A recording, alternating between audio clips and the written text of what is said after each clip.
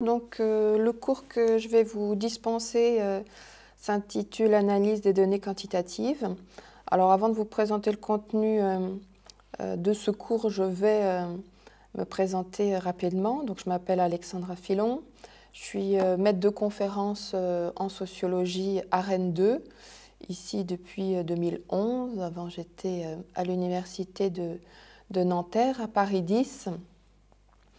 Et donc je suis actuellement chercheur au laboratoire Espace et Société, qui est un laboratoire qui regroupe plusieurs disciplines, sociologie, géographie principalement.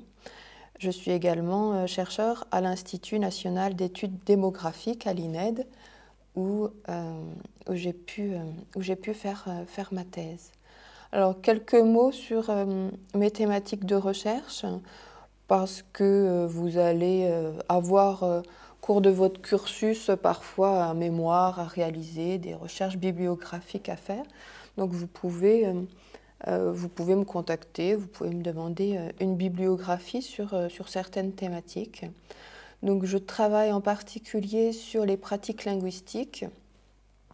J'ai fait donc ma thèse, je vous disais, à l'INED, sur la transmission des langues arabes et berbères en France, donc des parents migrants qui sont venus en France et qui ont transmis ou non leur langue, donc l'arabe ou le berbère, à leurs enfants. Donc j'ai travaillé et je travaille encore sur cette thématique des pratiques linguistiques, après sur le breton, l'alsacien, sur d'autres langues également. Donc j'ai une entrée aussi sur les migrations. D'ailleurs, j'ai un second cours qui est une introduction à la sociologie des migrations. Et plus récemment, donc j'ai travaillé sur d'autres aspects, d'autres thématiques, notamment l'orientation scolaire des jeunes, mais aussi la question de l'illettrisme. Alors, dans le cours que je vais vous présenter à partir d'aujourd'hui, il s'agit surtout de la méthodologie quantitative dont il va être question, à laquelle je vais essayer de vous initier.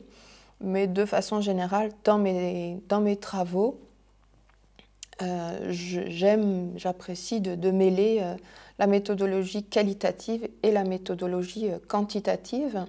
Et donc, dans l'enseignement que je vais vous dispenser, je veillerai à vous montrer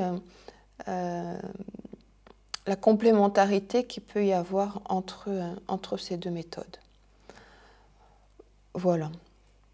Alors, quelques mots sur le cours. Donc, c'est un cours qui s'intitule Analyse des données quantitatives. C'est un cours qui est annuel. Le titre change, mais vous allez voir, il y a une continuité entre ce cours-là, qui s'appelle donc Analyse des données quantitatives, et le second cours qui est dispensé au second semestre, donc, et qui s'appelle Interprétation des données quantitatives. Donc l'objectif annuel, c'est de vous initier à l'analyse factorielle des correspondances. Alors sans doute, vous n'en avez pas encore entendu parler, mais je vais essayer de vous apprendre ce qu'est cette méthodologie quantitative, donc plutôt une méthodologie inductive. Alors au premier, ça c'est la finalité de l'année. Mon objectif, c'est qu'à la fin de l'année, vous soyez en mesure déjà de dire ce que c'est qu'une analyse factorielle des correspondances, mais aussi de lire un plan factoriel, de comprendre une analyse menée à partir de cette méthodologie, afin d'avoir un regard critique sur les données qui sont produites. Donc, au cours du premier semestre, on ne va pas parler directement de l'analyse factorielle des correspondances. Je vais plutôt vous présenter les premières étapes qui mènent ensuite donc, à cette décomposition factorielle. Donc, ces premières étapes sont essentielles pour comprendre comment on réalise une analyse factorielle, mais on ne parlera pas directement au cours du premier semestre de l'analyse factorielle. Alors, comment je conçois cet enseignement? Je vous l'ai dit, mon but premier, c'est que vous soyez, en tant que sociologue, en tant qu'apprenti sociologue, c'est que vous soyez en mesure de lire n'importe quel article, donc qu'il y ait des données qualitatives, qu'il y ait des données quantitatives. Vous devez être en mesure de comprendre ce qui est écrit, donc de lire un tableau, de lire un graphique, quelles que soient les données qui sont produites, vous devez être en mesure de les comprendre et, dans l'idéal, vous devez être en mesure de porter sur ces données, chiffrées ou pas, hein, que vous devez être en mesure de porter un regard critique. C'est-à-dire pas seulement de savoir les lire, mais aussi de les remettre en question et de vous demander si c'est pertinent, comment ça a été construit, où ça nous mène, qu'est-ce que ça nous apporte. Voilà. Donc c'est mon objectif premier dans l'enseignement que je vous dispense. C'est pas seulement de vous apprendre à travailler avec des chiffres, à faire des calculs. C'est pas ça qui m'intéresse prioritairement.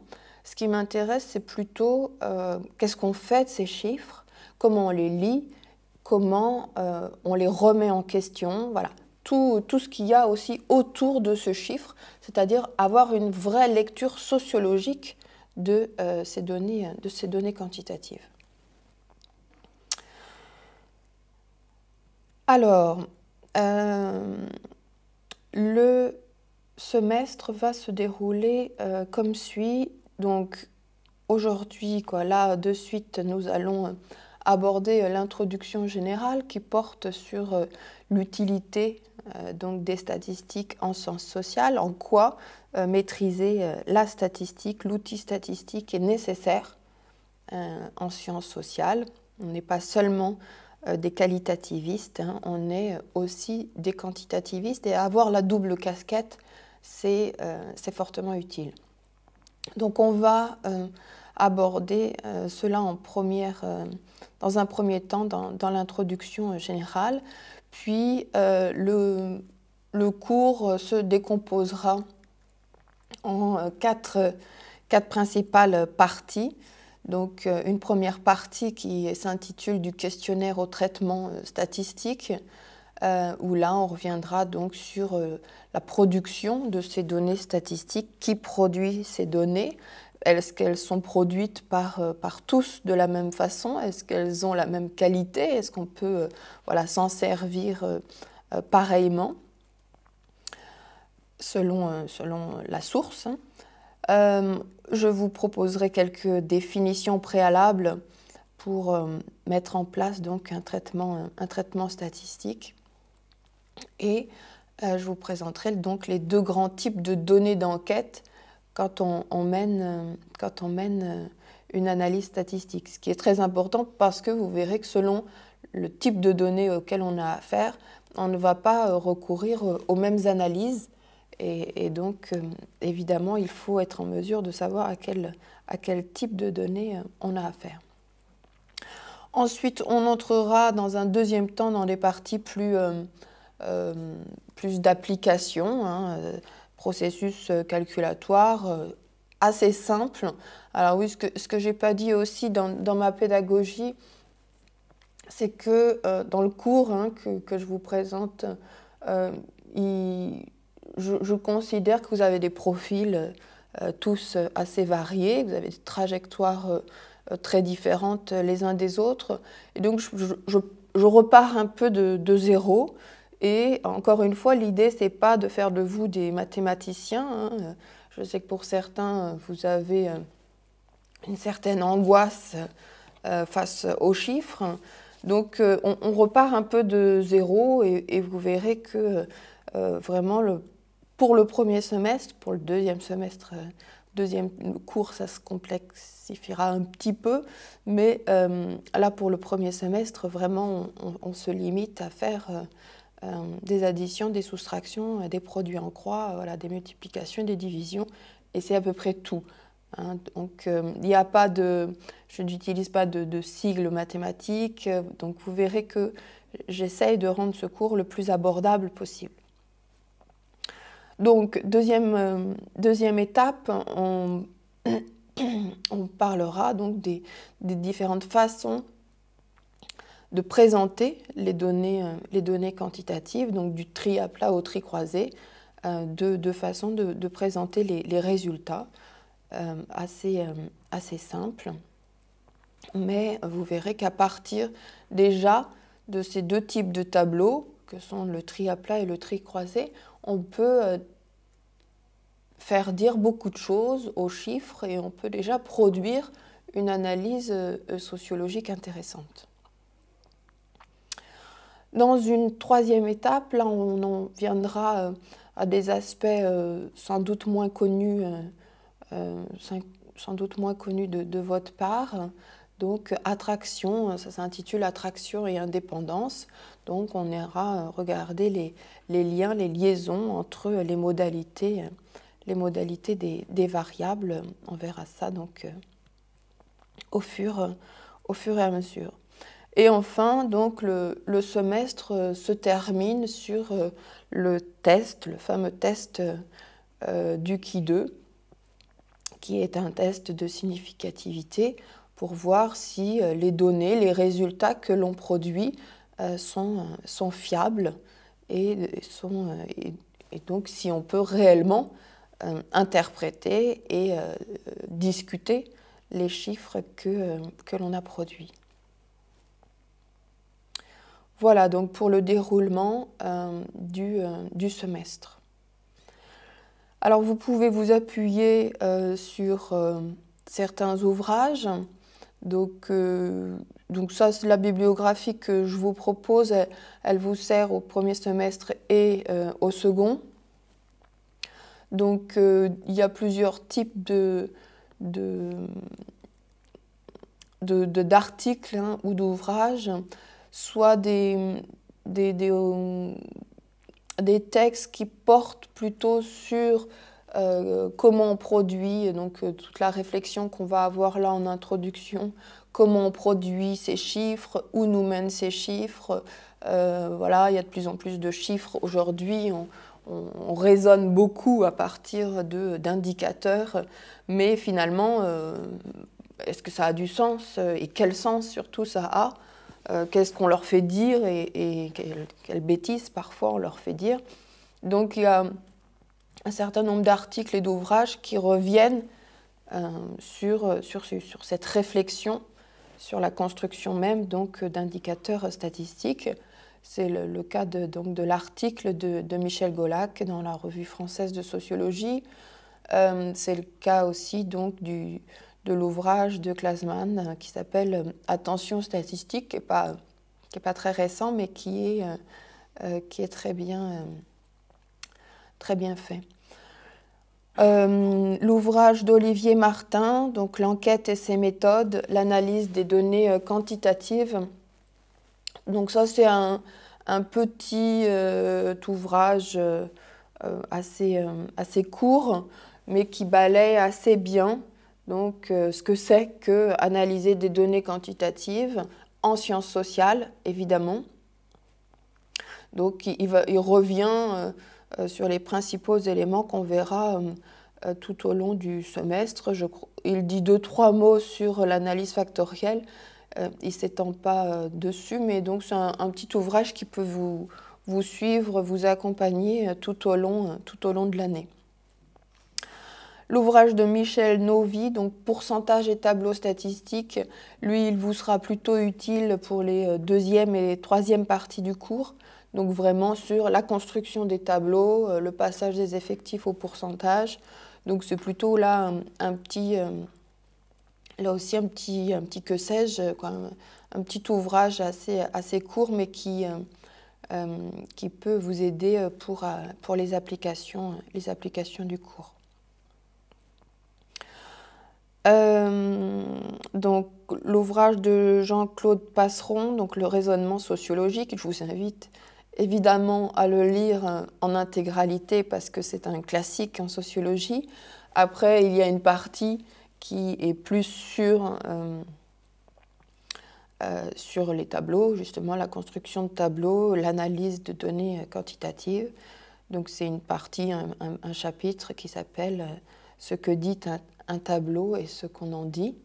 Donc là, c'est toujours sur l'interprétation, quelle interprétation on peut mener à partir de données quantitatives. Et enfin, je vous ai mis donc un petit nom, un ouvrage plus récent qui date de 2009, qui s'appelle « Le raisonnement statistique en sociologie », où celui-ci, pareil, il peut vous suivre tout au long de l'année. Il y a toute une réflexion sur l'analyse factorielle des correspondances, sur d'autres méthodologies quantitatives, ce qu'on appelle la statistique inférentielle, avec la régression logistique. Donc des choses qu'on n'abordera pas directement, là, cette année, ensemble, mais si ça vous intéresse, et j'espère que ce sera le cas, je vous invite donc à lire là aussi cet ouvrage dans son intégralité. Sachant que, comme tous les ouvrages, alors je ne dirais pas ça pour les articles, hein, mais comme tous les ouvrages, vous n'êtes pas obligé de partir du premier chapitre pour arriver au dernier. Ça, c'est typiquement un ouvrage qui peut se lire de façon un peu décousue, selon vos envies du moment. Voilà, alors juste, donc ce cours s'accompagne d'un TD. Pour faire les applications, pour faire les exercices du TD, il vous sera utile évidemment d'avoir votre cours à portée de main. Donc le cours et le TD sont vraiment très liés. Et donc vous verrez au fur et à mesure du cours, vous pourrez commencer les applications du TD. Mais je vous invite toujours à avoir donc pris des notes pour ce cours et à les avoir à portée de main pour ensuite faire les applications du TD. Alors, pour commencer, avant d'entrer dans le vif de l'introduction, un petit test introductif pour vous montrer l'intérêt d'avoir recours aux données quantitatives. Parce que assez souvent, par commodité, on a des étudiants, mais aussi des chercheurs expérimentés qui utilisent avant tout, principalement, les données qualitatives et qui mettent un peu de côté les données quantitatives en se disant que ça, c'est plutôt les démographes, les statisticiens, les économistes, mais que le sociologue, lui, avant tout, il va sur le terrain, et qu'aller sur le terrain, ça veut dire produire des données qualitatives. Donc là, je voudrais, très rapidement, vous montrer l'intérêt qu'il peut y avoir à toujours se poser des questions d'ordre plus statistique, plus quantitatif. Imaginons que vous avez décidé de mener votre terrain, votre mémoire, votre petite recherche, quelle qu'elle soit, sur les ouvriers, les modes de vie des ouvriers, les vacances des ouvriers, les relations intergénérationnelles des ouvriers, peu importe, là il y a plein d'entrées possibles, les ouvrières et leur travail. Donc, une première question qui semble inévitable, si vous avez décidé, même si vous faites de l'observation, que vous allez en usine, que vous allez récupérer des discours d'entretien, une première première question que vous devez impérativement vous poser, c'est combien est-ce qu'il y a d'ouvriers en France? C'est-à-dire que vous ne pouvez pas travailler sur cette question des ouvriers, quelle qu'elle soit, même si vous avez l'intention de mener une analyse très qualitative, vous ne pouvez pas vous interroger vous intéresser à cette question sans vous poser en amont la question de combien d'ouvriers en France. Il vous faut impérativement avoir un ordre de grandeur. Combien d'ouvriers en France? Alors, 200 000, 1 million, 10 millions. Qu'est-ce qu'on peut dire donc, sur ce chiffre des ouvriers? Et aussi, évidemment, première question qui émerge de suite, c'est qu'est-ce que c'est qu'un ouvrier et quels sont les ouvriers qui occupent un emploi.